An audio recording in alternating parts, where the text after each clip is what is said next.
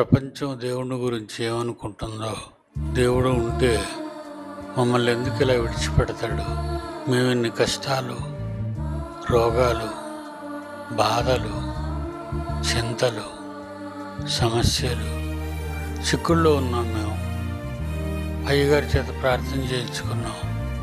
మేము ప్రార్థనలో ఉంటాం, దేవుడు మమ్మల్ని పట్టించుకోవట్లేదు అని లోకంలో ఉన్న దేవుని నమ్ముకున్నామని చెప్పువారు ఆడే మాటలవి. బైబిల్ ప్రకారంగా దేవునికంటూ ఒక సిస్టమ్, మనుషులకి దేవునికి మధ్య ఒక చట్టం రాయబడింది, అది బైబిల్. దేవుని వల్ల నీకు ఏ సమస్య దేవుని మీద వచ్చిందో ఆ సమస్యను మనసులో పెట్టుకుని బైబిల్ చదువు. నీ ప్రార్థన ఎందుకు వినటం లేదు, నీ మాటలు దేవుడు ఎందుకు పట్టించుకోవటం లేదు, అక్కడ రాయబడుతుంది.